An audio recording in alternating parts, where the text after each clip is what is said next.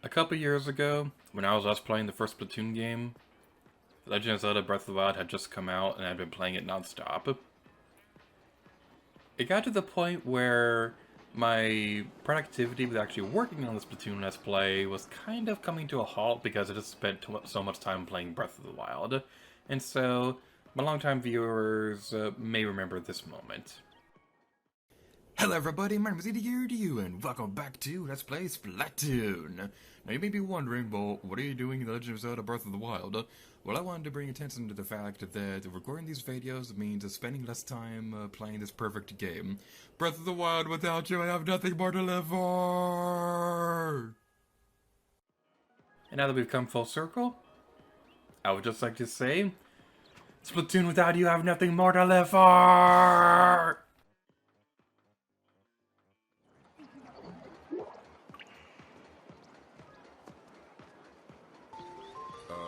I can explain.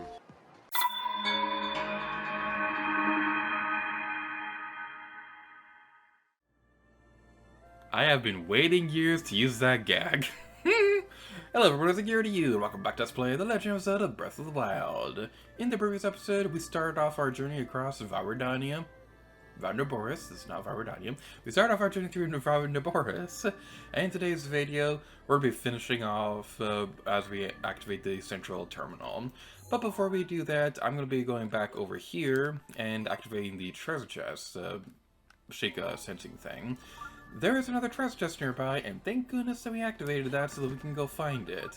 Because once we finish everything within the story of this place, we will not be able to come back here. Thankfully, this trick will not track down treasure chests you've already opened, so that is something that is very well worth mentioning. Now, where is this thing?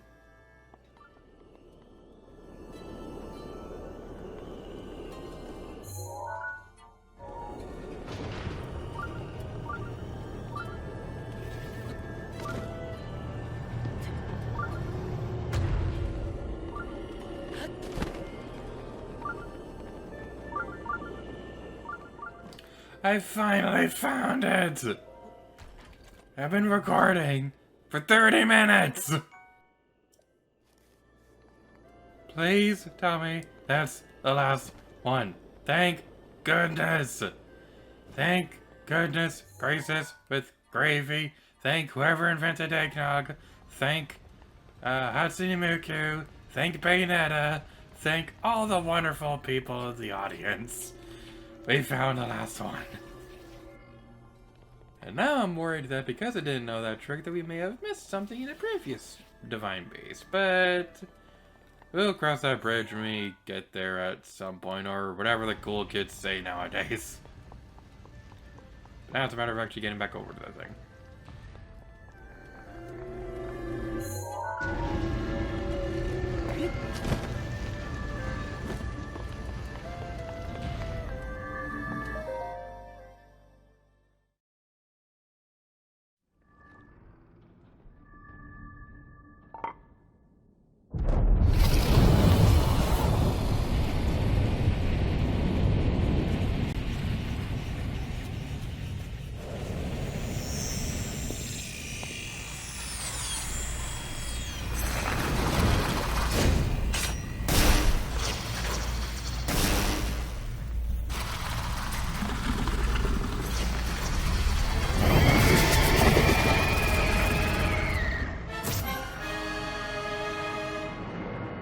Stay on your edge, Link. This formidable adversary was made by Ganon, and brought me to a warrior's demise 100 years ago. Do not allow this to be your end. Fight for your life. And its death. This thing is fast. Watch yourself. Scourge of Divine Beast Varus. I didn't even get a chance to do anything! This thing is fast. Watch yourself. Alright, take two. That's gotta be a record for this boss. So, Thunderblight Ganon. This is easily the most difficult boss in the entire game. this is one that everybody struggles with on their first playthrough. It is one that certainly made me frustrated when I first fought this thing, when I first played through this game. And it's my favorite boss in the game. I have a lot of fond memories of this one in particular. Now, those of you who may have seen the finale of this Let's Play already, depending on the order that you're watching this Let's Play and things like that, you may have already seen some of my frustrations with this thing, dealing with it at that point, because in Hyrule Castle, if you go straight to Ganon, then you're going to have to fight these things anyway. But when you fight this thing, you definitely want to try to make sure that you've mastered the quick dodge ability. You can also try using the parrying attack. I am terrible at using that against Thunderblight Ganon, so I personally prefer just using the back of flip thingy, and it can sometimes not be that. Can you stop doing that? Oh, this is so nerve-wracking. I struggle with this thing normally, but trying to do it with commentary is way more difficult. So, this was the thing that my sister wanted my help with when she first started playing through this game. I'd recently finished it, so it was still fresh in my memory, so I was able to help her with it. That, and she was also having some trouble trying to find some of the other terminals.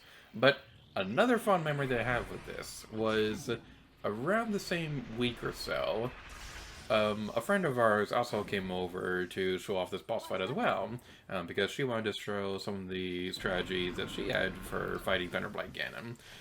So it was really cool. I think she was more used to the parrying ability than trying to use a backflip attack or anything like that. So it was really cool seeing somebody else's technique with that. But I mean, enough about that, because now we can actually acknowledge what this boss fight does. So, you want to try to keep Thunderblight Ganon within your viewpoint. Because what we want to do next is you want to move the Thunder Spike so that it can strike itself with lightning. Now, it can be a little bit tricky to get back over to this, so you gotta be careful with that. Oh, that's nerve-wracking. Now, this fight, I gotta say, this is a lot easier in Urbosa itself, because if you do ignore the Divine Beast and go straight for Ganon, your battlefield for fighting Urbosa in Hyrule Castle is going to be a lot smaller, so it's definitely going to be a lot trickier in that department, so that's one thing you definitely want to keep in mind. Now, I'm going to wait to attack again, because there's a couple other attacks that Thunderblight Ganon can do that I like to demonstrate if we get the opportunity to do so. So we can see that the attacks are now lightning-y and things like that, so let's take that. Use a Radiant Shield because it looks shiny. Or not. That does that much damage! Okay, let's... thank goodness I paused. Thank goodness I paused. And also thank goodness that I went to the food place in Gerda Town to get some more food and things like that. That's just rude. Okay, one thing that I really hate with this boss fight is it does not give you a chance to get back up. It is brutal. Alright, I was trying to demonstrate parrying the laser back at its face, but that didn't exactly work out in our favor, and we defeated it! Yes! First try. Easy. That first thing didn't count.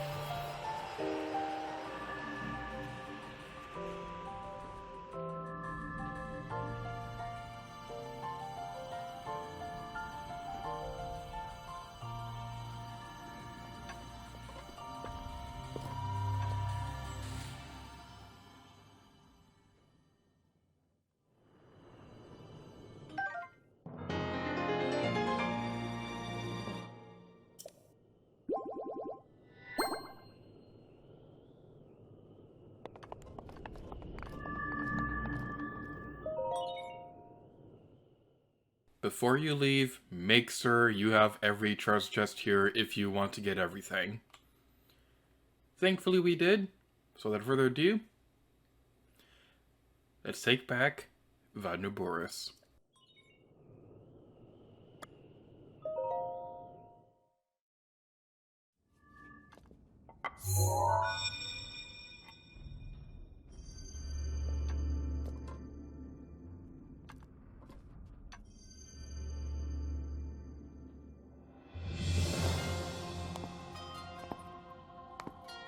I knew you wouldn't let us down, Link. Thanks to your valor and skill, my soul is free, and Noboris is ours once again. Which means that finally, we can complete what we started years ago. We Gerudo have no tolerance for unfinished business.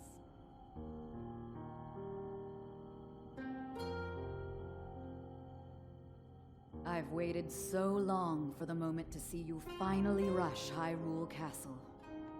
As well as for the moment when I incinerate Ganon into a pile of ash. Which reminds me, I wanted to give you a little something. Please accept this gift, which has come to be known as Urbosa's Fury. It will no doubt be of use to you.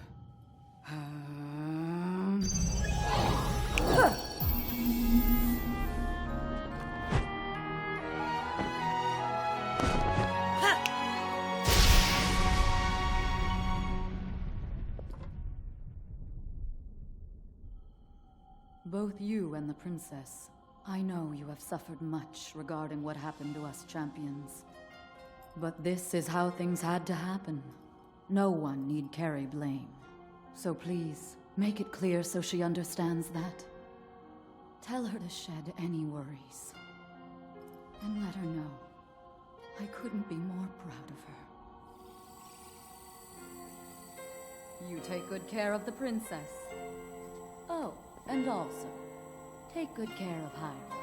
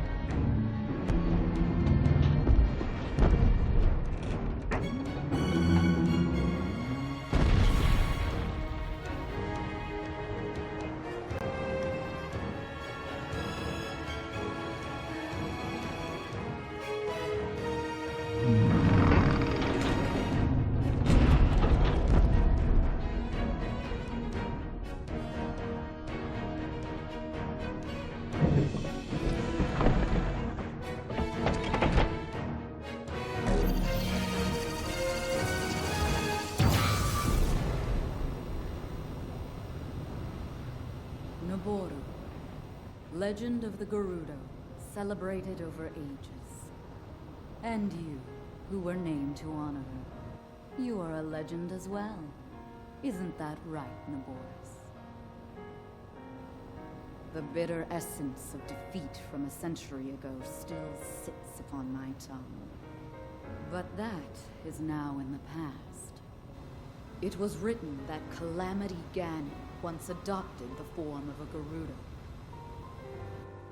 And that will make this victory all the more satisfying. I like that. Now I can take this personally. Once we've established a lock on that thing, It will be up to Link to keep Ganon occupied until the moment we unleash our strike. That moment is going to be so delicious.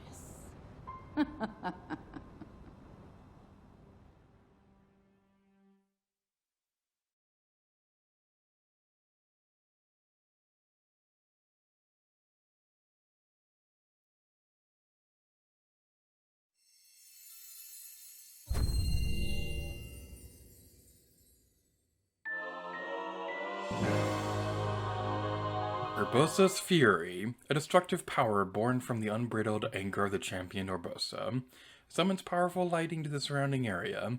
Trigger with a chance attack by holding Y. Charge attack. Chance attack. That's trigger with a charge attack by pressing Y. Before I forget, we are going to turn off the Chica sensor. And we're also going to change back into our Gerudo outfit because even though we just saved these people, they still won't let us in unless we wear the Gerudo outfit. So, yay, that's fun.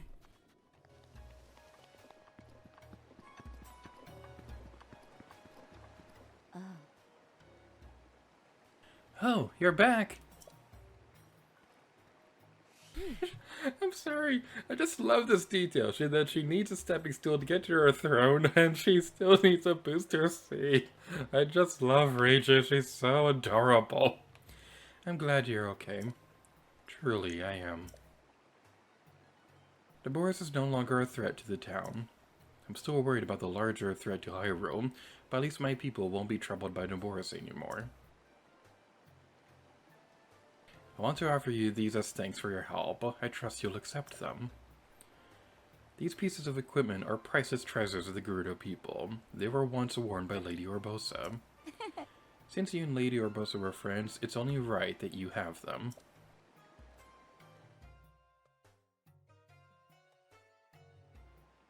I would also like the Thunder Helm, but that's kind of a big side quest we'll save for another day. But as we go through here, we can get the Daybreaker. This shield was cherished by the Gerudo champion Urbosa. The gold used to make it was handpicked to ensure a design that is both lightweight and very durable.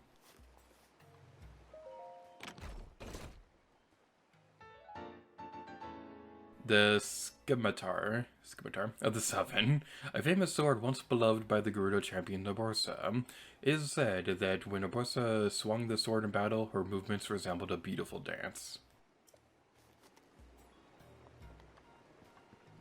So we'll be coming back to Gerudo Town a little bit later in our journey because we still have a lot of stuff to do here. We are nowhere near close to finishing off everything in the Wasteland region. But as for right now, we're going to say goodbye to this place and return home. Quite literally, because we have a tradition with the Divine Beast that you may or may not remember from previous episodes.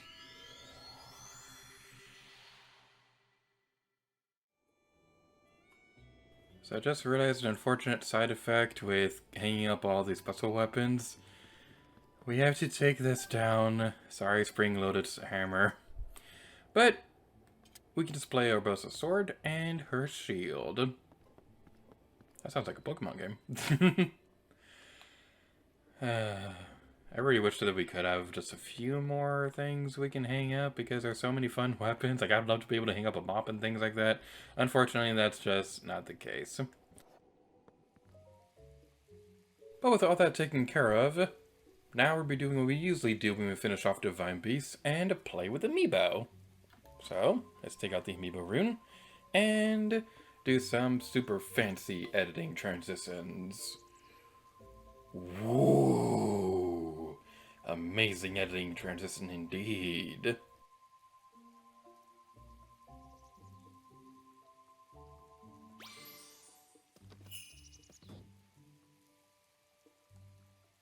Yes, this was just an excuse to show off my Mickey Mouse ERT. Just like before, on screen you'll see the types of collectibles you'll be able to get from the Urbosa amiibo. The big thing is that you'll usually get some kind of special Gerudo equipable weapon and things like that. You'll also get some meat and things like that, so that's pretty good too. I guess I'm saying things like that. I've noticed I say that in videos a lot, and that's kind of a habit that I want to get out of. When I incinerate Ganon So as we end off this video, I have a confession to make. So, at the risk of sounding like self-promotional stuff, I've written a book, Corporate Adventures Thunder in the Mountain. It's the first of many that I plan on writing. And this book is about people who can control lightning and water and things like that. And one of the major characters is able to control the lightning by snapping their fingers. This specific character trait was inspired by the fact that Urbosa summons lightning by snapping her fingers as well. Just a fun little detail that I wanted to bring up. Both you and the princess. So, now that we've taken care of all that, we're in this video off here. So thank you all so much for watching this episode of The Legend of Zelda Breath of the Wild. Your options are where to go next. You go in the next video in the playlist, we'll be returning to the Wasteland region to take care of a bunch of side quests across Gerudo Town. Your alternate route, however, is to continue the story and set off for the final Divine Beast. Now please keep in mind that if you're watching these videos when they come out, it's going to take a little while for this option to become available because we're going to spend a good chunk of time taking care of a bunch of side quests. So it's going to be a little while before we get back into the story. There's going to be another option, however, where you can take care of some side quests across the Hateno region instead, because there's just a few more in this area that we could take care of before we're completely done with this region, so I'd like to get started with that pretty soon as well. If you don't want to do any of that, we can also just end off the Let's Play right now, because we can go straight for Ganon. So thank you all so much for watching this episode of The Legend of Zelda Breath of the Wild. What day to you, and where would you like to go to next?